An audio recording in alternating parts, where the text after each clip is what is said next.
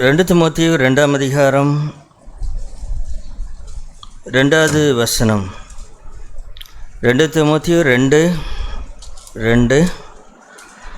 அநேக சாட்சிகளுக்கு முன்பாக நீ என்னிடத்தில் கேட்டவைகளை மற்றவர்களுக்கு போதிக்கத்தக்க உண்மையுள்ள மனுஷரிடத்தில் ஒப்புவி.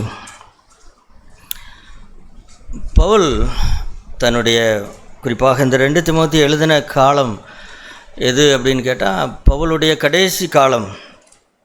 அவர் தன்னுடைய மரணம் சீக்கிரத்திலே எனக்கு நடக்கும் என்ற நினைப்பில் தான் இந்த நிருபத்தை எழுதுகிறார். இந்த நிருபத்திலையும் கூட அவர் அதை சொல்லுகிறார். என்னுடைய காலம் முடிவடைய போகிறது அப்படின்னு சொல்லும் பொழுது, அப்போ முடிவடைய போகிற அந்த காலத்தில் இருக்கிற பவுல் ஒரு நல்ல ஓட்டத்தை தேவனுக்கென்று வாழ்ந்த மனிதன். அவர் என்ன சொல்லுகிறார் அப்படின்னு கவனிக்கிறது ரொம்ப முக்கியம். குறிப்பாக தீமோத்தேயுவுக்கு அவர் அநேக கட்டளைகளை கொடுக்கிறார். நீங்கள் 1 தீமோத்தேயு 2 தீமோத்தேயு வாசித்து பார்த்தீர்கள் என்று சொன்னால், அவர் நிறைய கட்டளைகளை இதை செய் அப்படின்னு சொல்லி, இந்த விஷயத்தை செய்யாதே இதை செய் என்று சொல்லி நிறைய காரியங்களை பவுல் தீமோத்தேயுவுக்கு சொல்லி கொடுக்கிறார். அப்படி ஒரு முக்கியமான விஷயத்தை நீ செய்ய வேண்டும் அப்படின்னு சொல்லி அவர் சொல்லுகிறார். அதுதான் இந்த வசனத்தில் நாம் வாசித்தோம். 2 தீமோத்தேயு 2:2. அநேக சாட்சிகளுக்கு முன்பாக நீ என்னிடத்தில் கேட்டவைகளை மற்றவர்களுக்கு போதிக்கத்தக்க உண்மையுள்ள மனுஷரிடத்தில் ஒப்புவி. நான் இந்த நாளில் வேறொன்றையும் பற்றி பேசப் போவதில்லை. கடந்த நாட்களில் நம்முடைய சபையிலே விபிஎஸ் நடந்தது. சின்ன பிள்ளைகள் சிறு பிள்ளைகளுக்கென்று விபிஎஸ் நடந்தது. அதைத்தான் அதெல்லாம் சிறு பிள்ளைகள் படித்தார்கள். இப்போ பெரியவர்களுக்கு அதற்கு சிறு பிள்ளைகள் சண்டே கிளாஸ் நடத்துகிறவர்கள் சிறு பிள்ளைகளுக்கு சொல்லிக் கொடுத்தார்கள். இப்போ வளர்ந்தவர்களுக்கு என்ன செய்கிறோம், இந்த நாளில் அதை நாம் படிக்கலாம். ஏன் அப்படின்னு கேட்டால், ஏன் சிறு பிள்ளைகளுக்கு விபிஎஸ் நடத்துகிறோம் அப்படின்னா,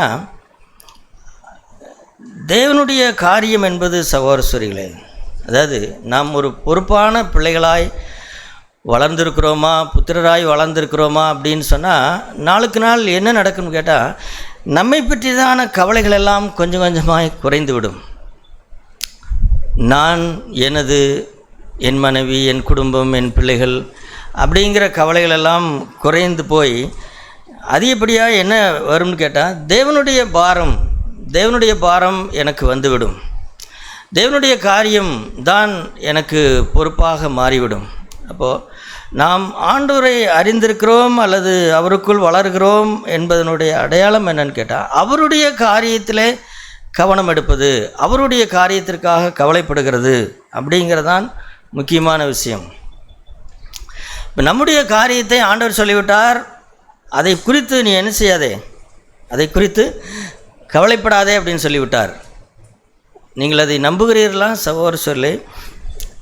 நம்மை குறித்தும் நம்முடைய பிள்ளைகளை குறித்த காரியத்தை தேவன் 100க்கு 100 பொறுப்பெடுத்திருக்கிறார் அப்படிங்கிறது உங்களுக்கு தெரியுமா?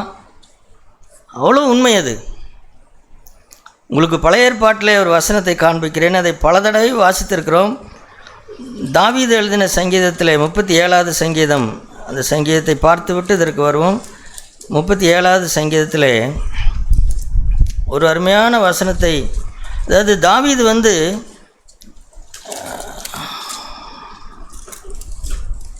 37வது சங்கீதம், தாவீது நிறைய சங்கீதங்களை எழுதினார்.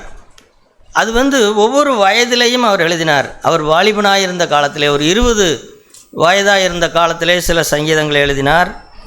அப்படி வயது கூட ஒரு 50 வயதாக இருக்கும் பொழுது தான் 51வது சங்கீதத்தை எழுதினார் என்று சொல்லுகிறார்கள். என்றால் தாவீது அந்த பாவத்தில் விழுந்த பொழுது அவருக்கு 50 வயது. ஒருவேளை 23வது சங்கீதத்தை அவர் ஆடு மேய்த்து கொண்டிருக்கும் பொழுது ஒரு 17 வயதாக இருக்கும்பொழுது எழுதியிருப்பார். கர்த்தர் என் மேய்ப்பராக இருக்கிறார், நான் தாழ்ச்சி அடையேன் அப்படின்னு சொல்லி அவர் 17 வயதிலே 23வது சங்கீதத்தை எழுதியிருக்கக்கூடும். ஆனால் இந்த 37வது சங்கீதத்தை மட்டும் எப்பொழுது எழுதினார்? முதிர் வயதாக இருக்கும் பொழுது எழுதினார். அப்போ முதிர் வயதாக இருக்கும் பொழுது கிட்டத்தட்ட 17 வயதிலிருந்து அவர் தேவனையும் அவருடைய காரியங்களையும் பார்த்து கொண்டே வந்த அவர் என்ன சொல்கிறார் பாருங்கள்.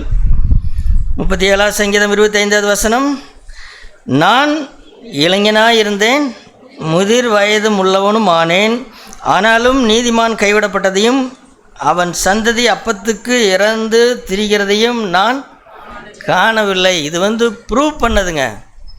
தாவீது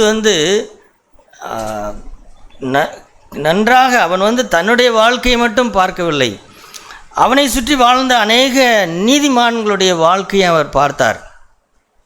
அவர் பார்த்த பொழுது, நான் சின்ன வயசிலிருந்து இளைஞனாக இருந்த பொழுது, ஒரு புத்திசாலித்தனமான புத்தி எப்பொழுது உண்டாகிறது? ஒரு 17 வயதிலிருந்து உண்டாகிறது என்று வைத்துக்கொள்வோம். 15-17 வயதிலிருந்தே மற்றவர்களை கவனிக்கிற ஒரு பருவம் அது. இப்போ அவன் அந்த வயதிலிருந்து அவன் மற்றவர்களை கவனித்து பார்க்கும் பொழுது, அவனை சுற்றி வாழ்ந்த நீதிமான்களை எல்லாம் அவன் பார்த்த பொழுது, அந்த வயதிலிருந்து அவன் பார்த்து கொண்டே இருக்கிறான். அவன் முதிர் வயதானான். ஒருவேளை 70 வயது 80 வயது ஆன காலத்திலே அவன் பார்த்திருக்கலாம். அவன் ஒன்றை கண்டுபிடித்தான். என்ன கண்டுபிடித்தான்? நீதிமான் என்ன செய்யறதில்லை, நீதிமான் கைவிடப்படுவது இல்லை. நீதிமானை தேவன் என்ன செய்ய மாட்டார், கைவிட மாட்டார். நீதிமானை மட்டுமல்ல, இங்கே என்ன சொல்லப்படுகிறது, அவன் சந்ததியையும் அவனுடைய சந்ததியையும் ஆண்டவர் கைவிட மாட்டார். அப்பத்துக்கு இறந்து திரிகிறது இல்லை. அதாவது சாப்பிடுவதற்கு ஒரு வேலை கிடைக்காமல் என்ன இல்லைன்னு கேட்டால், இந்த உலகத்தாரை போல இல்லை, அப்படி கைவிடப்படுகிறது இல்லை அப்படின்னு அவன் கண்டுபிடித்தான். ஆகவே சபையிலே அல்லது நாம் பெற்றோர்கள் நீதிமான்களாக இருந்தால் உங்கள் பிள்ளைகளை குறித்து நீங்கள் நிச்சயித்து கொள்ளலாம். உங்கள் பிள்ளைகளோ உங்கள் சந்ததியோ ஒரு காலம் என்ன செய்யாது, ஒரு காலம் அப்பத்துக்கு இறந்து திரிய வேண்டிய அவசியமே இல்லை. அப்போ இதை எத்தனை தடவை வேணாலும் திரும்ப திரும்ப வாசித்து என்ன செய்து கொள்ளுங்கள், உறுதி செய்து கொள்ளுங்கள். என்ன உறுதி செய்து கொள்ள வேண்டும்? நான் இனி என்ன செய்ய மாட்டேன், எனக்காக கவலைப்பட மாட்டேன், நான் கவலைப்பட மாட்டேன். பழைய ஏற்பாட்டிலையும் சரி புதிய ஏற்பாட்டிலையும் சரி ஆண்டவர் சொன்னார், முதலாவது தேவனுடைய ராஜ்யத்தை அவருடைய நீதியும் தேடுங்கள், இவைகளாம் என்ன செய்யப்படும், கூட கூட கூட கொடுக்கப்படும். அப்போது ஆகவே நாம் ஒரு நிர்ணயம் பண்ணுவோம். முதலாவது என்ன நிர்ணயம் பண்ணுவோம்? நான் இந்த உலக காரியங்களுக்காக கவலைப்பட மாட்டேன். சரி, அப்படியானால் நான் என்ன செய்ய வேண்டும், என்னுடைய பொறுப்பு என்ன அப்படின்னா, என்னுடைய பொறுப்போ இந்த வசனம்தான். இந்த வசனம் 2 தீமோத்தேயு 2:2. அப்போது பவுல் அந்த வசனத்தில் இந்த 2ஆம் வசனத்தை நீங்கள் கூர்ந்து கவனித்து பார்த்தால் அதில் கிட்டத்தட்ட 4 தலைமுறைகள் இருக்கிறதை பார்க்கலாம். ஒன்று யார்? முதல்ல அவர் யாரை சொல்கிறார்? தன்னை பற்றி, என்னிடத்தில் அப்படின்னு சொல்லி பவுல் தன்னை பற்றி சொல்கிறார். அடுத்தது யாரை சொல்கிறார்? நீ அப்படின்னு சொல்லி யாரை சொல்கிறார்? தீமோத்தேயுவை பற்றி சொல்கிறார். இது 2 பவுல் முதல் தலைமுறை, தீமோத்தேயு 2வது தலைமுறை. அடுத்தது உண்மையுள்ள அநேக இடத்தில் கேட்டவர்களை மற்றவர்களுக்கு போதிக்கத்தக்க, இந்த மற்றவர்கள் அப்படிங்கிறது யார் அப்படின்னு கேட்டால் 4வது தலைமுறை. அப்போ மற்றவர்களுக்கு போதிக்கத்தக்க உண்மையுள்ள மனுஷர்களிடத்தில் ஒப்புவிங்கிறது 3வது தலைமுறை. அப்போ நீங்கள் பாருங்களேன், 4 தலைமுறைகளை பவுல் மையமாய் வைத்து அவர் பேசுகிறார். இப்போ நம்முடைய லட்சியம் எப்படி இருக்க வேண்டும் அப்படின்னு கேட்டால், தேவனுடைய காரியங்கள், நாம் கேட்கிற இந்த சத்தியங்கள், இது எப்படி இருக்க வேண்டும் என்று சொன்னால், 4 குறைந்தபட்சம் 4 தலைமுறைகளுக்கு இந்த தரிசனம் வேண்டும். நமக்கு 4 தலைமுறைகளுக்கு. நான் இருக்கிறேன், என்னுடைய குமாரன் இருக்கிறான், இப்போ பவுல் இருக்கிறார், பவுலுக்கு அடுத்தபடியாக தீமோத்தி இருக்கிறார், தீமோத்திக்கு அடுத்தபடியாக இன்னொருத்தர் இருக்கிறார், அவருக்கு அடுத்தபடியாக இன்னொருத்தர் இருக்கிறார்.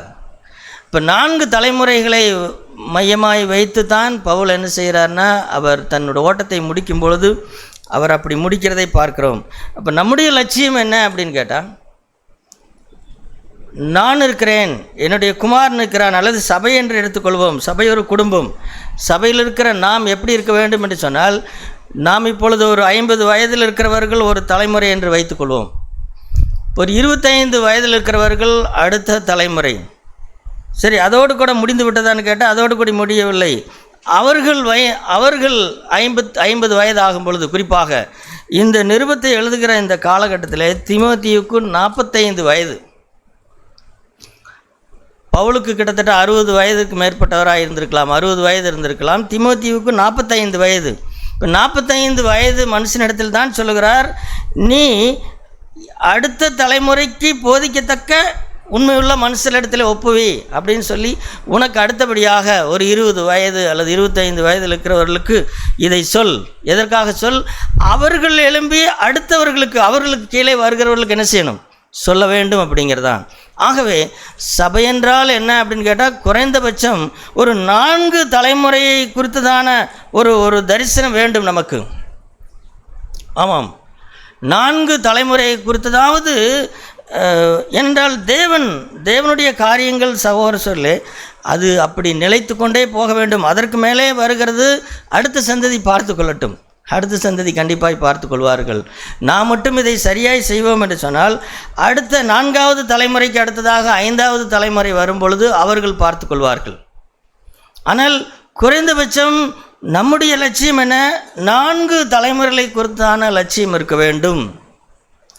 இல்லை அப்படின்னு சொன்னால், நாம் வெறுமனே நமக்காக கவலைப்பட்டு இந்த உலகத்திலே தேவனுக்காக எதையுமே செய்யாதவர்களாக, சாகிற வரைக்கும் நமக்காகவே கவலைப்பட்டு நமக்காகவே தேவனை தேடி நமக்காகவே வாழ்ந்து நமக்காகவே சுகித்து போய்விடுவோம். இல்லை இல்லை இல்லை, அப்படி இல்லை. நாம் ஒரு சுயநலக்காரர்களாக இருக்கக்கூடாது. ஒரு மனுஷனை உங்களுக்கு காண்பிக்கிறேன். பழைய ஏற்பாட்டில் 2 ராஜாக்கள் 21ஆம் அதிகாரம். அந்த மனுஷனுடைய பெயர் என்னுடைய பெயராக இருக்கிறபடினாலே எனக்கு அடிக்கடி ஞாபகம் வரும். 2 ராஜாக்கள் 21ஆம் அதிகாரத்தை பாருங்கள்.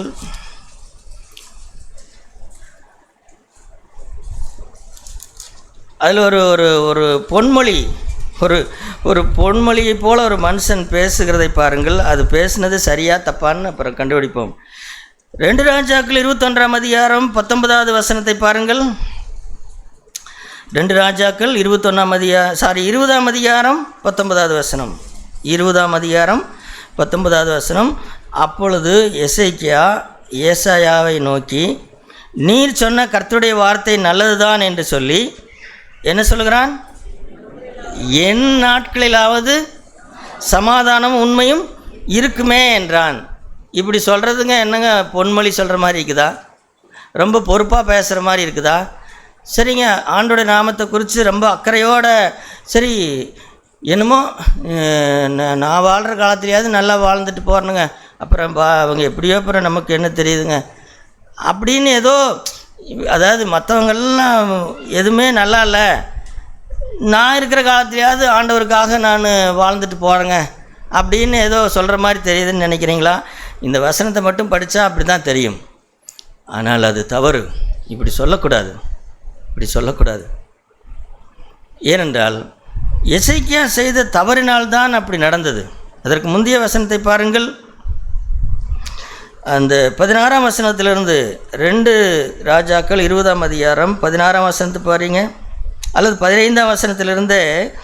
அப்பொழுது அவன், உம்முடைய வீட்டில் என்னத்தை பார்த்தார்கள் என்று கேட்டான். அதற்கு எசேக்கியா, என் வீட்டில் உள்ள எல்லாவற்றையும் பார்த்தார்கள், என் பொக்கிஷங்களில் நான் அவர்களுக்கு காண்பியாத பொருள் ஒன்றுமில்லை என்றான். அப்பொழுது ஏசாயா எசேக்கியாவை நோக்கி, கர்த்தருடைய வார்த்தையை கேளும், இதோ நாட்கள் வரும், அப்பொழுது உம்முடைய வீட்டில் உள்ளதிலும் உமது பிதாக்களின் நாள் வரைக்கும் சேர்த்ததிலையும் ஒன்று மீதியாய் வைக்கப்படாமல் எல்லாம் பாபிலோனுக்கு கொண்டு போகப்படும். நீர் பெறப்போகிற உம்முடைய சந்தானமாகிய உம்முடைய குமாரர்களிலும் சிலர் பாபிலோன் ராஜாவின் அரண்மனையிலே வேலைக்காரர்களாக இருப்பார்கள் அப்படின்னு சொல்கிறார். அப்போ இது என்ன அப்படின்னா, எசேக்கியா ஒரு 50 வயதாக இருக்கும் பொழுதே ஆண்டவர் சொன்னார், நீ மரித்து போவீர், வீட்டு காரியங்களை ஒழுங்குபடுத்தும் அப்படின்னு சொன்னார். அப்போ என்ன செஞ்சுருக்கோன்னு எசேக்கியா, வீட்டில் எல்லாருக்கிட்டையும் போய் சொல்லிவிட்டு, அம்மா இந்த இதெல்லாம் இங்கே இருக்குது, வாட்ஸ்அப்பில் வந்து யார் யார் இன்னும் பணம் தர வேண்டியது ஆள் எல்லாம் இருக்குது, இதை நீ முடிஞ்சால் வாங்கிக்க, மற்றதெல்லாம் நீங்கள் பார்த்துங்கப்பா யாராவது தெரிஞ்சவங்ககிட்ட போய் சொல்லிட்டு வரேன்னா சொல்லிட்டு வர்றது, எல்லாத்தையும் ஒழுங்கு பண்ணிவிட்டு, ஆண்டவரே நான் எல்லா விஷயத்தையும் ஒழுங்கு பண்ணிட்டேன், கொடுக்க வேண்டியதெல்லாம் கொடுத்துட்டேன் அப்படின்னு சொல்லிவிட்டு எல்லாருக்கிட்டையும் சொல்லிட்டு வந்துட்டேன், பொறுப்பு பிள்ளைகள்கிட்டலாம் பொறுப்பாக சொல்லிட்டேன், நீ இதை பார்த்துக்கப்பா, ஒழுங்காரு, அம்மாவை காப்பாற்று அப்படின்னு என்ன செய்யலாம், எல்லாத்தையும் சொல்லிட்டு வந்துட்டேன் அப்படின்னு சொன்னால் ஓகே மறித்து விடுன்றவார், மரணம் வந்திருக்கும். ஆனால் இந்த மனுஷன் என்ன செய்தான்? இந்த மனுஷன் அழுதான். ஆண்டவரே நான் உமக்காக எப்படி வாழ்ந்தேன் என்பதை நினைத்து பாரும், எனக்கு உயிர் கொடுங்க அப்படின்னு சொல்லி அழுதான். அதனால் ஆண்டவர் சில நேரத்தில் கெஞ்சுறதை பார்த்தா மனது இறங்கிடுறார் ஆண்டவர். அவருடைய சித்தம், அதாவது எசேக்கியாவை குறித்து தேவனுடைய பரிபூர்ண சித்தம் என்னன்னு கேட்டால் 50 வயதிலே சாகிறதான். 50 வயதிலே சாகிறதான். ஆனால் இவன் அது முடியாது ஆண்டவரே, எனக்கு இயேசுவை போல் அவன் ஜெபிக்கலை. ஆண்டவரே உங்களுடைய சித்தமாக இருந்தால் எனக்கு தாரும், இல்லைன்னா நான் மறிக்கிறேன் அப்படின்னு சொல்லியிருக்கணும். இல்லை ஆண்டவரே எனக்கு நீங்கள் நான் சொன்னதெல்லாம் நான் உங்களுக்காக என்னென்ன பண்ணியிருக்கிறதெல்லாம் நினச்சி பாருங்கள் அப்படின்னு சொல்லி அழுதபடினாலே ஆண்டவர் ஒரு 15 வருடத்தை திரும்ப கொடுத்தார். இந்த 15 வருஷம் தானுங்க பிரச்சனையான வருஷங்கள். அதாவது தேவன் ஒன்று சொன்னால் சும்மா சொல்ல மாட்டாருங்க. தேவன் சில விஷயத்தை சொல்லுகிறார் என்று சொன்னால் தயவு செய்து புரிந்து கொள்ளுங்கள், அவர் சும்மா சொல்ல மாட்டார், பேச்சுக்கெல்லாம் சொல்ல மாட்டார். இந்த எசேக்கியா மட்டும் 50 வயதாக இருக்கும் பொழுது செத்து போயிருந்தால் நலமாக இருந்திருக்கும்.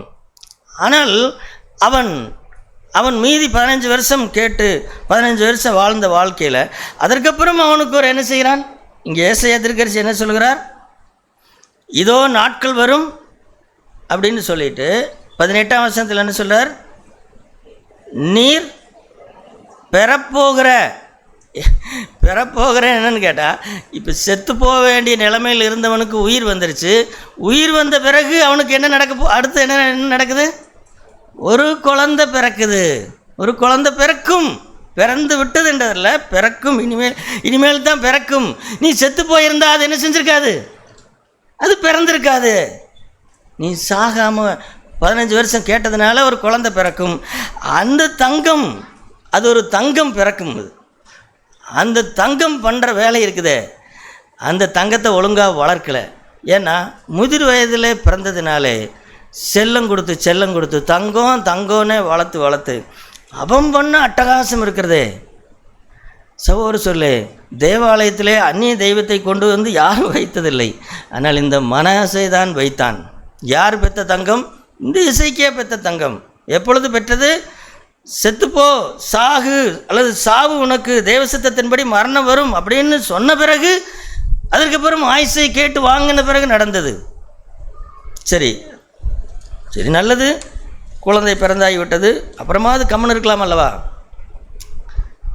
உங்களுக்கு நீங்கள் மரண வியாதியில் படுத்துனீங்களாமா? உங்களுக்கு சுகமாயிருச்சாமா? எங்கள் அரசர் பாபிலோன் ராஜா உங்களை விசாரிச்சுட்டு வர சொன்னார். ரொட்டி வாங்கிட்டு வந்திருக்கிறோம், ஆப்பிளெல்லாம் வாங்கிட்டு வந்திருக்கிறோம் அப்படின்னு சொன்னோன்னே, ஆப்பிளையும் ரொட்டியும் பார்த்தோன்னே எசேக்கியா என்ன ஆகிட்டார்? என்னையும் விசாரிக்கிறதுக்கு பாபிலோன் ராஜா அனுப்புனாரா? வாங்க, சரி வாங்க போங்க அப்படின்ட்டு போயிருக்கலாம் அல்லவா? என்ன செஞ்சார் பாருங்கள்.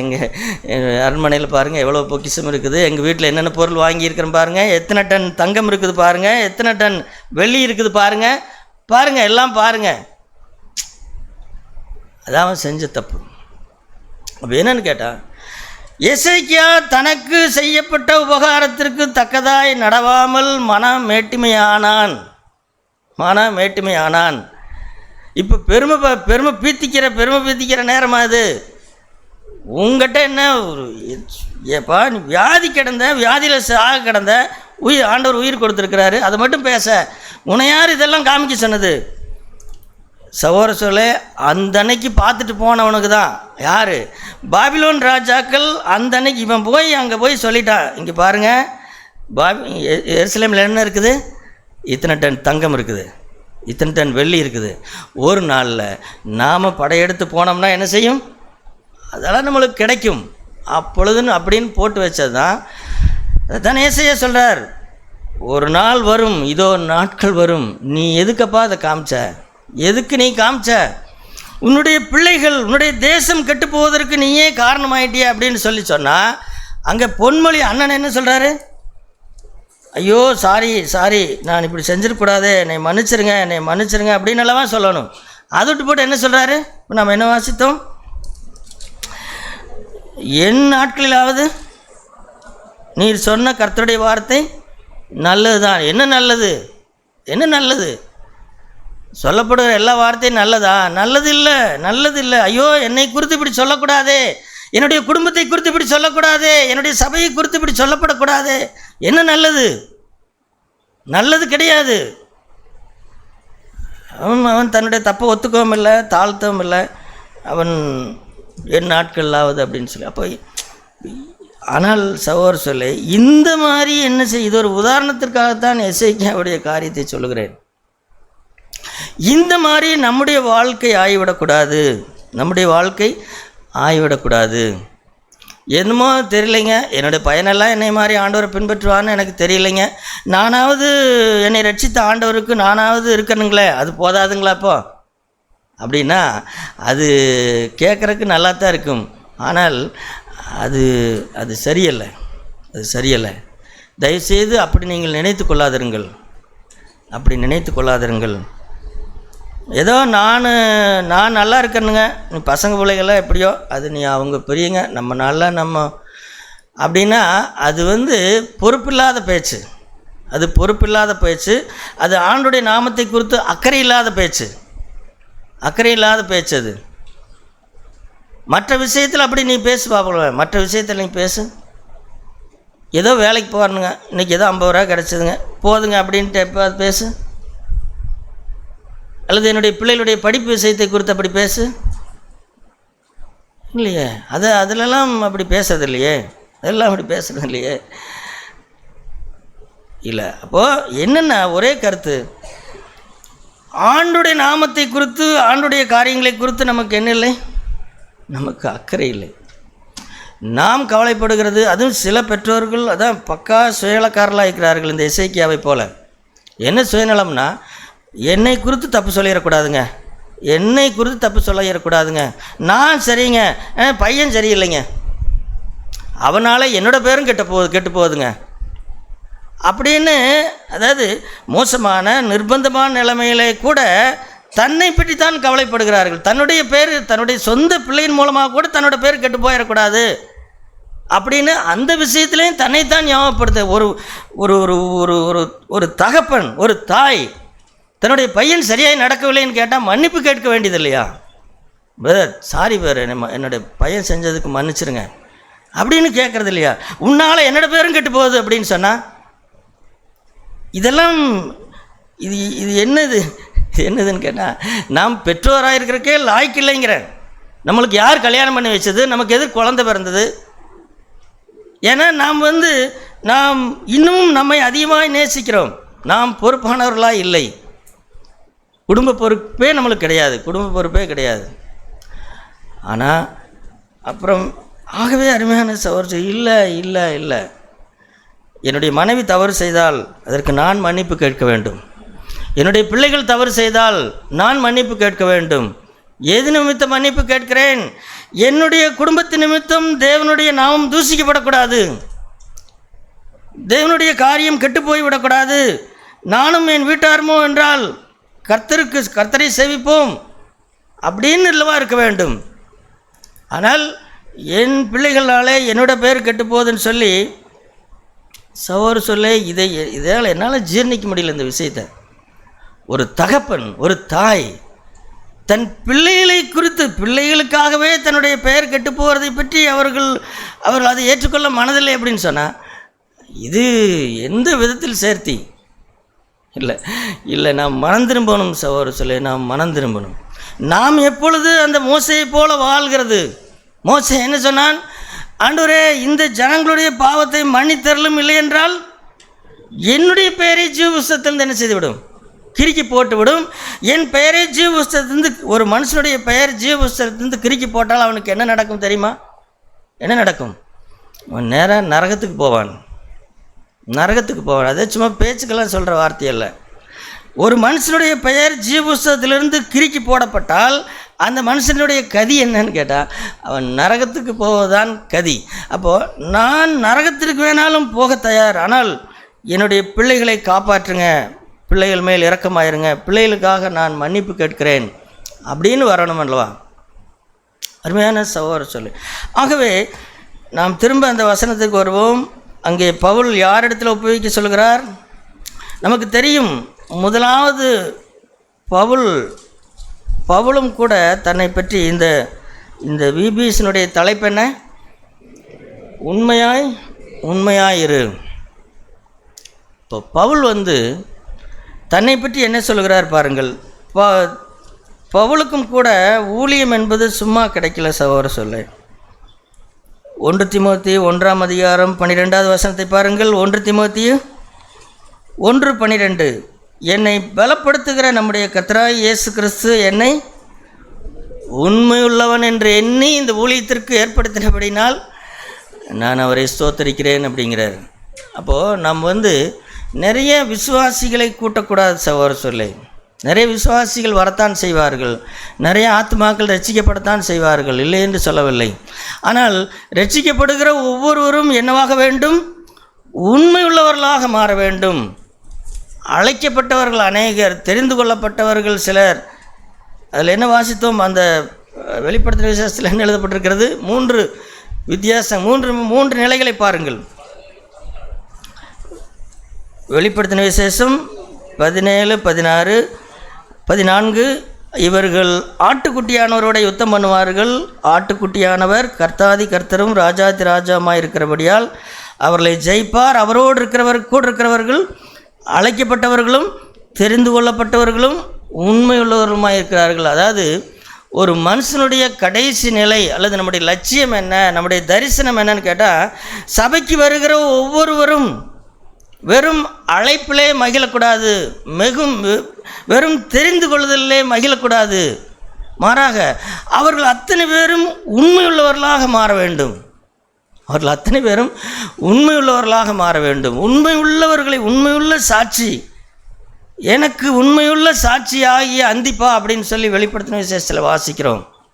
சகோதர சொல்லே, சாத்தான் அழைக்கப்பட்டவர்களையும் தெரிந்து அவர்களை பார்த்து அவன் பயப்படுகிறதில்லை. சாத்தான் எங்கே தன்னுடைய சிங்காசனத்தை கொண்டு போடுகிறான் அப்படின்னு சொன்னால், அழைக்கப்பட்டவர்கள் தெரிந்து கொள்ளப்பட்டவர்கள் இருக்கிற இடத்துல அல்ல, உண்மையுள்ளவர்கள் இருக்கிற இடத்தில் தான். அந்த அந்திப்பா அப்படிங்கிற, உங்களுக்கு தெரியுமா, பெர்கமு அப்படிங்கிற சபை இருந்தது வெளிப்படுத்தின விசேஷத்தில். அந்த பெர்கமு அப்படிங்கிற அந்த பட்டணத்தில் சாத்தான் போய் என்ன செய்தான்? தன்னுடைய சிங்காசனத்தை அங்கே போட்டான். அங்கேயே ஒரு ஆபீஸ் போட்டானாமா. எதுக்குங்க? அவன் சுற்றி திரிந்து தானே வருகிறான். சாத்தானை குறித்து என்ன வாசிக்கிறோம்? அவன் உலகமெங்கும் சுற்றி திரிந்து வருகிறான். அப்படி தானுங்க அவன் வந்துட்டு போவான்.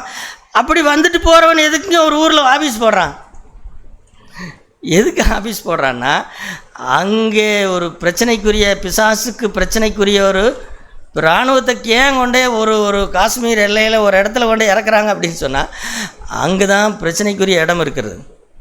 இப்போ சாத்தானுக்கு பிரச்சனை பண்ணக்கூடிய ஒரு இடம் இருந்தது. அது என்ன இடம் அது?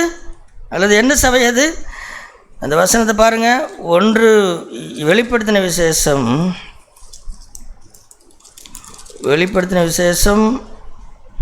2ஆம் அதிகாரம் 13வது வசனம். வெளிப்படுத்தின விசேஷம் 2:13, உன் கிரியைகளையும் சாத்தானுடைய சிங்காசனம் இருக்கிற இடத்தில் நீ குடியிருக்கிறதையும். இப்போ சாத்தானுடைய சிங்காசனம் இருக்கிற இடத்துல இவன் பிறந்தானா, அல்லது இவன் குடியிருக்கிற இடத்துல சாத்தான் வந்தானான்னு கேட்டால், நான் நினைக்கிறேன் இந்த மனுஷன் இவர்கள் குடியிருக்கிற இடத்தை பார்த்தான் சாத்தான் வந்தான். ஏன் அப்படின்னு கேட்டால், அங்கே என்ன வாசிக்கிறோம்? நீ என் நாமத்தை பற்றி கொண்டிருக்கிறதையும் சாத்தான் குடிகொண்டிருக்கிற இடத்திலே உங்களுக்கு எனக்கு உண்மையுள்ள சாட்சியான அந்திப்பா. சகோதர சொல்லே, நான் சொல்லுகிறேன், என்னுடைய ஆசையை நான் சொல்லுகிறேன். சபையில் இருக்கிற ஒவ்வொருவரும் எப்படி மாற வேண்டும்? அந்திப்பாக்களாக மாற வேண்டும். அந்திப்பாக்கள் என்றால் அர்த்தம் தெரியுமா உங்களுக்கு? அந்திப்பா என்றால் யாராயிருந்தாலும் என்ன செய்வன்? எதிர்த்து நிற்பவன் அப்படிங்கிறது தான் அந்த பேருடைய அடையாளம். அப்போது இந்த இடத்துல இப்போ சாத்தான் வந்து ஏன் ஒரு இடத்துல ஆபீஸ் போடுறான்னு கேட்டால், அங்கே ஒரு உண்மையுள்ள சாட்சி ஒருவன் இருந்தான், உண்மையான மனுஷன் இருந்தான். அவன் சாகிற வரைக்கும் பெருகமு சபையை சாத்தானால் ஒன்றும் பண்ண முடியவில்லை. ஆனால் ஒரு காலம் வந்தது, இந்த அந்திப்பாவை கொன்றால் ஒழிய இந்த பெருகமு சபை ஒன்றும் பண்ண முடியாது அப்படின்னு சாத்தான் முடிவு செய்தான். தேவனும் அதை அனுமதித்தார். ஒரு நாளில் அந்திப்பா என்ன செய்யப்பட்டான்? கொல்லப்பட்டான். அந்திப்பா கொல்லப்பட்டான். அதற்கப்புறம் என்ன ஆகிவிட்டது? அதற்கப்புறம் சபை சீர்கெட்டு போய்விட்டது. அப்போ பாருங்களேன், உண்மையுள்ள மனுஷன், உண்மையுள்ள மனிதர்கள் வேண்டும். அழைக்கப்பட்டவர்கள், தெரிந்து கொள்ளப்பட்டவர்களை தாண்டி நாம் ஒவ்வொருவரும் உண்மையுள்ளவர்களாய் மாற வேண்டும். அதே போல தான் பவுலும் உண்மையுள்ளவராய் மாறினார். சொல்ல அப்போஸ்தலர் நடபடிகள் 9ஆம் அதிகாரத்திலே பவுல் ரட்சிக்கப்படுகிறார்.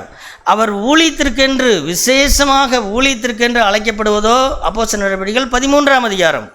இந்த 9ஆம் அதிகாரத்திற்கும் 13ஆம் அதிகாரத்திற்கும் இடையிலே கிட்டத்தட்ட 10 வருடங்கள் இருக்கும் என்று சொல்கிறார்கள். என்றால் அவர் அரேபியா வனாந்தரத்திலே 3 வருஷம் இருந்தார் என்று கலாத்தியரில் எழுதுகிறார். இப்போ அது வரைக்கும் அவர் பிரசங்கிக்கலான்னு கேட்டால் அவர் தாமதமின்றி பிரசங்கித்தார்னு தான் எழுதப்பட்டிருக்கிறது. ஆனால் கர்த்தர் அவரை நம்பி பவுலையும் பர்னபாவையும் அந்த அந்தியோகியா பட்டணத்தில் ஊழியத்திற்கு அழைத்த நாள் வந்து அது உடனே அழைக்கவில்லை. அப்போது பவுலை உண்மையுள்ளவன் என்று கண்டு ஆண்டவர் என்ன செய்தார்? இந்த ஊழியத்திற்கு ஏற்படுத்தினார். அது வரைக்கும் பல சோதனைகள். சொல்ல ஒன்றை புரிந்து கொள்ளுங்கள், நம்முடைய வாழ்க்கையில் நடக்கிறதெல்லாம் துயரங்கள் என்று நினைக்காதிருங்கள். நம்முடைய வாழ்க்கையில் நடக்கிற எதுவுமே துயரம் அல்ல, மாறாக அது எல்லாமே என்னது? அது எல்லாமே ஒரு டெஸ்ட்டு. நிறைய பேர் தங்கள் வாழ்க்கையில் நடக்கிறதெல்லாம் துன்பம், துயரம் அப்படின்னு நினைக்கிறாங்க. அதனால் அந்த துன்பம், துயரமான நேரத்தில் எப்படி வேணாலும் குறை சொல்லிட்டு, முறுமுறுத்துட்டு, அழுதுட்டு, அப்புறம் கர்த்தரிடத்திலே போய் ஆறுதலை பெற்றுக்கொண்டு திரும்பவும் அதே பாணி, அடுத்த வருஷம் அதே துன்பம், துயரம் வரும். அப்புறம் திரும்பவும் அழுதுகிட்டு, இல்லை, கிறிஸ்துவனுடைய வாழ்க்கையிலே இன்றைக்கு சொல்லுகிறேன் கேட்டுக்கொள்ளுங்கள், துன்பம் இல்லை, துயரம் இல்லை. அப்படியானால் இது நடக்கிறதுக்கெல்லாம் என்னங்க அர்த்தம்னா அத்தனையும் என்னது? டெஸ்ட்டு, அத்தனையும் பரீட்சை.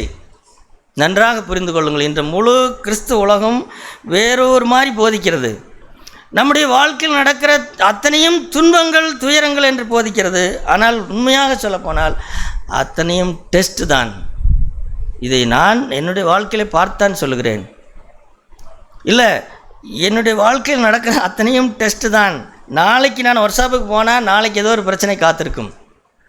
உடனே அது ஏதோ துயரம் அல்ல, அது ஒரு டெஸ்ட்டு. அதில் நான் எப்படி நடந்து கொள்கிறேன் என்பதுக்காக அந்த நடக்கிற டெஸ்ட்டு என்னை.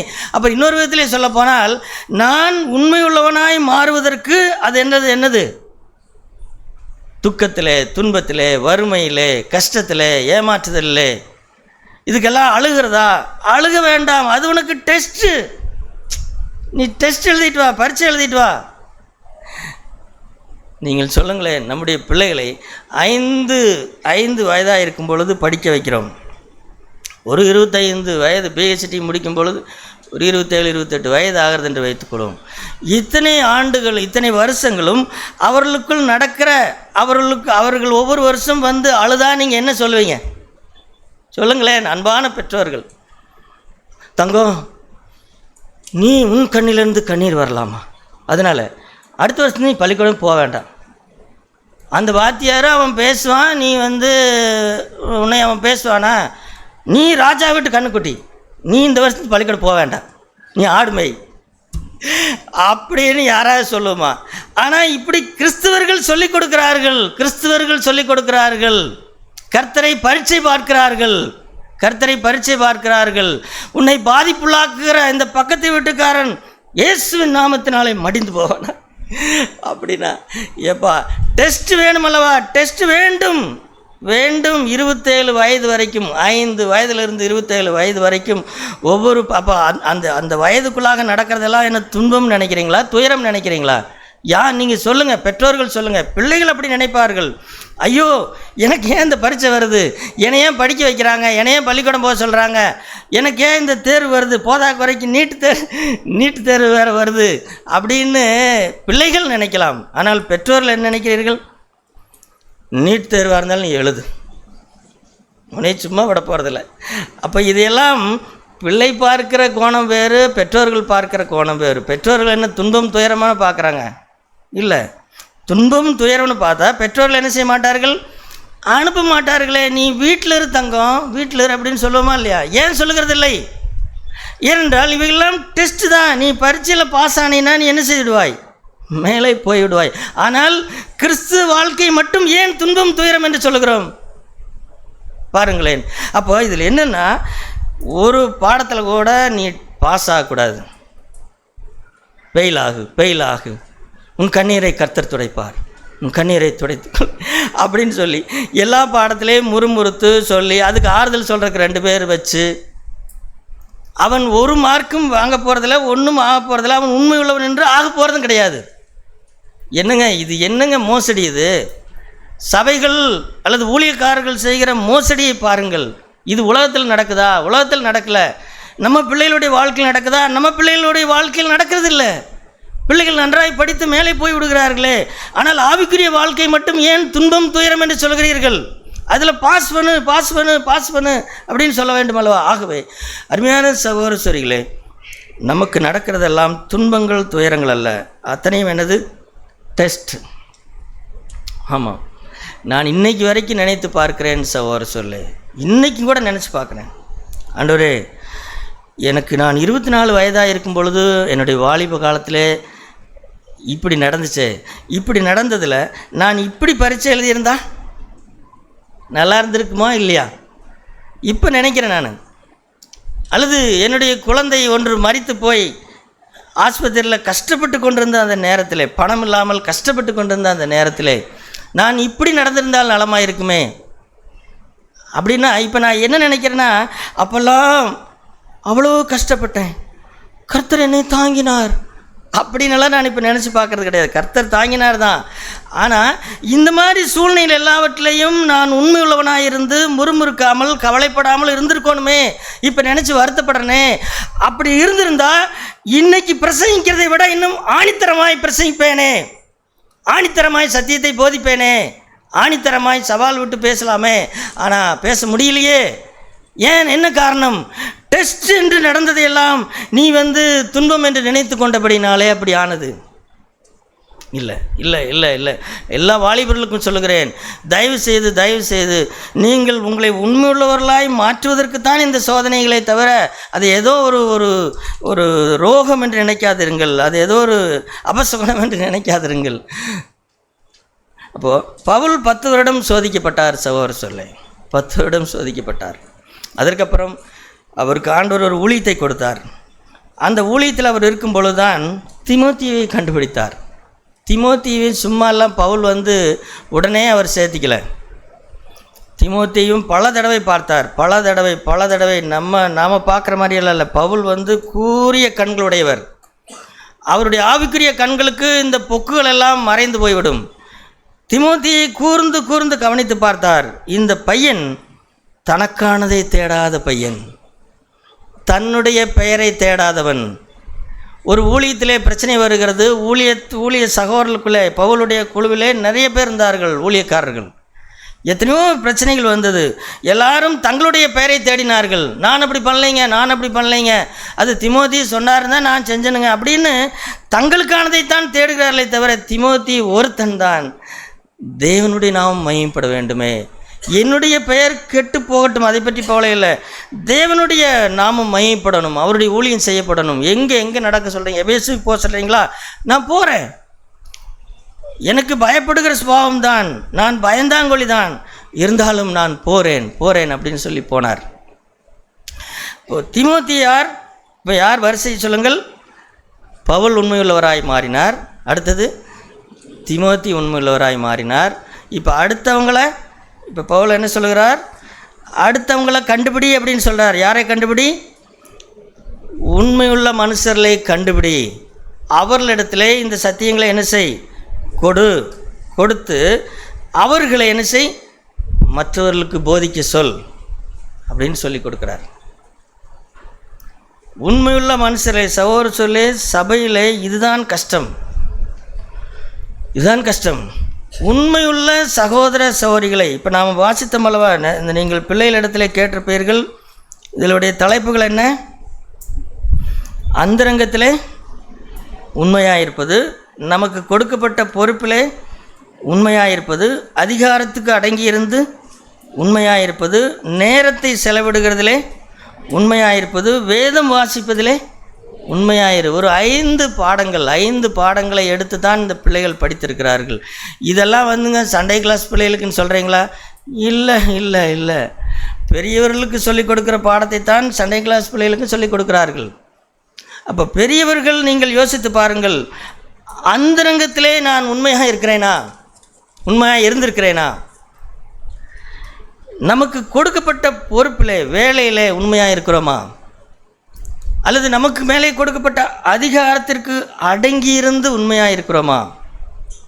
அல்லது நம்முடைய நேரத்தை, பொன் போன்ற நம்முடைய நேரத்தை செலவிடுகிறதிலே உண்மையாக இருக்கிறோமா? அதேபோல் தேவனுடைய வார்த்தை அடங்கிய வேதம், தேவனுடைய இருதயத்தின் பாரத்தை உள்ளடக்கிய இந்த வேதத்தை கண்ணும் கருத்துமாய் தியானிக்கிறதிலே உண்மையாக இருக்கிறோமா? அப்படியானால் இதை எடுத்துக்கொள்ளுங்கள். இதை சண்டே கிளாஸ் பிள்ளைகள் அல்ல, அவர்களும் எடுத்துக்கொள்வார்கள், நாமும் இதை எடுத்துக்கொள்வோம். அந்தரங்கத்திலே சகோதர சொல்ல ஒரு உண்மையுள்ள மனுஷனை கண்டுபிடிக்க வேண்டும் என்று சொன்னால் அவன் அந்தரங்கத்திலே என்ன செய்கிறான் என்கிறதான், அதை வைத்தான் கண்டுபிடிக்க முடியும். சில பேர் 4 பேருக்கு முன்னாடி ரொம்ப யோக்கியனாக நடந்துருவாங்க. ஏன்னா மற்றவங்க நம்மளை பற்றி என்ன சொல்லுவாங்க அப்படிங்கிறதுக்காக. அந்தரங்கத்திலே சில பேர் சபையிலே நேர்த்தியாய் நடப்பார்கள், வீட்டில் போனால் எப்படி நடப்பார்கள்? வீட்டில் போனால் வேறு மாதிரி நடப்பாங்க. ஒரு பழமொழி உங்களுக்கு சொல்லிக்கிறேன் அல்லவா, அது என்ன பழமொழி? அங்கி போட்டால் நான் பாதிரி, லுங்கி கட்டினா நான் ஒரு மாதிரி. இப்போ அங்கி போடுறது எங்கே? சர்ச்சில். அங்கே வெளில சொல்லையான் போட்டு போகிறேன். வீட்டில் போய் என்ன செய்கிறேன்? தெரிஞ்சுட்டு லுங்கி கட்டிட்டு பேசுகிறது. சபையில் அங்கி போட்டுட்டு பேசுறது என்ன? கர்த்தர் உங்களை ஆசீர்வதிப்பாரார். அருமையான சகோதர சகோதரிகளே, தேவன் உங்கள் பட்சத்தில் இருக்கிறார், உன் கண்ணீரை துடைப்பார் அப்படிங்கிறது. அங்கே போய் அங்கே ஒரு ஆத்மா இருக்குது. அது யாருது? மனைவி, 2 பிள்ளைகள். அங்கே பேசுறது என்ன? சோறாக்கி வச்சுருக்கிற உனக்கெல்லாம், உனக்கு சாப்பாடு செய்ய தெரியுதா? ஒன்றா எங்கள் அம்மா எப்படி செய்ய தெரியுமா எல்லாம் அப்படின்னா. இப்போ இந்த அங்கி போட்ட போது அன்பாய் பேசின இந்த பாதிரி எப்படி இப்படி மாறினார்? இதெல்லாம் அப்படி என்னன்னு கேட்டான். வெளியிலே உண்மையாக இருக்கிறார்கள், அந்தரங்கத்தில் என்ன இல்லை? உண்மை இல்லை. யாராவது பார்க்கும் பொழுது செல்ஃபோனில் சிலதை நான் பார்க்க மாட்டேங்கிறேன், ஆனால் யாருமே இல்லைன்னா என்ன செய்கிறேன்? பார்க்குறேன்னா. ஆனால் பக்கத்தில் இயேசு கிறிஸ்து உட்கார்ந்து கொண்டிருக்கிறாரு, அவரெல்லாம் இங்கே வரமாட்டார், அவர் பரலோகத்தை விட்டு இறங்கி வரமாட்டார் அப்படின்னா இல்லை. அந்தரங்கத்தில் உண்மையாக இருப்போம். சகோதர சொல்ல இது ரொம்ப சீரியஸான பாடம், தயவு செய்து புரிந்து கொள்ளுங்கள். இது ஏதோ விளையாட்டுத்தனமாக எடுக்காதிருங்கள். நாம் ஒவ்வொருவரும் இப்படி நிரூபிக்கப்பட வேண்டும். இந்த 5 பகுதிகளிலையும் நாம் உண்மையுள்ளவர்களாய். சரி, இப்போ காரியம் என்னன்னு கேட்டால், இதுவரைக்கும் நான் உண்மையுள்ளவனாய் இல்லை அப்படின்னா இப்போ என்ன செய்ய வேண்டும்? இன்றிலிருந்து, இந்த விபிஎஸ் நாளிலிருந்து என்ன செய்யலாம்? இந்த விபிஎஸ் கொண்டாட்டத்திலிருந்து நாம் ஒன்றை ஆரம்பிக்கலாம். ஆண்டவரே, நான் உண்மையுள்ளவனாக என்ன செய்ய போகிறேன்? இருக்க போகிறேன். நான் என்னை அழைத்தது, என்னை தெரிந்து கொண்டதையே திரும்ப நான் மகிழ்ந்து கொண்டே இருக்கிறேன். ஆனால் நான் உண்மையுள்ளவனாய் மாறினால்தான் தேவனுடைய பாரத்தை நான் வாங்க முடியும், அவரிடத்திலிருந்து வாங்க முடியும். வாங்கி நான் மற்றவர்களுக்கு என்ன செய்ய முடியும்? அடுத்த சந்ததி 4 தலைமுறைகளை நான் எழுப்பணுமே, 4 தலைமுறைகள் உண்டாகணுமே. தேவனுடைய பாரத்தை கேளுங்கள். அருமையான சகோதர சொல்லே, நீங்களும் நானும் உண்மை இல்லாதவர்களாய் போனபடினாலே 3ஆம் தலைமுறையே சபையை இழுத்து மூட வேண்டியதாக இருக்கிறது. அல்லது சபை இருந்தாலும் கூட அந்த சபையிலே சாட்சி கிடையாது. நீங்கள் பாருங்களேன், எத்தனை சபைகள் ஸ்தாபன சபைகளாய் மாறிவிட்டது. எத்தனை சபைகள் பெற்றோர்கள் எப்படி இருக்கிறார்கள், பிள்ளைகள் எப்படி இருக்கிறார்கள், பேரம்பேத்தி எப்படி இருக்கிறாங்கன்னு பாருங்கள். இப்போ என்ன காரணம்? இதற்கெல்லாம் காரணம் இந்த எசேக்கியாவை போல அவன் உண்மையாக இல்லை. ஆகவே அவனுக்கு பிறந்த பிள்ளை உண்மையாக இல்லை, அவனுக்கு பிறந்த பிள்ளையும் உண்மையாக இல்லை. இதனால் என்னன்னு கேட்டால், எசேக்கியா சமானத்தோடு கண்களை மூடி நல்லா 15 வருஷம் என்ஜாய் பண்ணிவிட்டு செத்துட்டார். ஆனால் என்ன நடக்கலைன்னு கேட்டால், தேவனுடைய வேலை நடக்கவில்லை. நாம் இப்படி நம்மை குறித்து எழுதப்படக்கூடாது சகோதரர் சொல்லி. நாம் எவ்வளவு சீக்கிரம் செத்தாலும் பரவாயில்ல, ஆனால் உண்மையுள்ள மனுஷர்கள் எழும்ப வேண்டும் சபையிலே, குடும்பத்திலே. அப்பொழுதுதான் தேவனுடைய வேலை நடக்கும். என்னுடைய வேலை நடக்கிறது என்பதல்ல, என்னுடைய வேலை அவர் எடுத்துக்கொண்டார். நான் எப்பொழுது ரட்சிக்கப்பட்டேனோ அப்பொழுதே அவர் என்னுடைய காரியத்தை பொறுப்பெடுத்துக் கொள்கிறேன் என்று சொல்லிவிட்டார். அப்போ நான் என்ன செய்ய வேண்டும்? நான் எனக்கு அனுமதிக்கிற எல்லாவற்றிலையும் உண்மையுள்ளவனாக இருந்து அந்த சத்தியத்தை மற்றவர்களுக்கு நான் போதிக்க வேண்டும். யாருக்கு போதிக்கிறேனோ அவர்கள் மற்றவர்களுக்கு போதிக்க வேண்டும். 4 தலைமுறைக்காகவும் இந்த சபை என்ன செய்யணும்? இங்கே இருக்கணுமா இல்லையா? உண்மையுள்ள சபையாக இருக்கணும். தேவன் நமக்கு உதவி செய்கிறார்.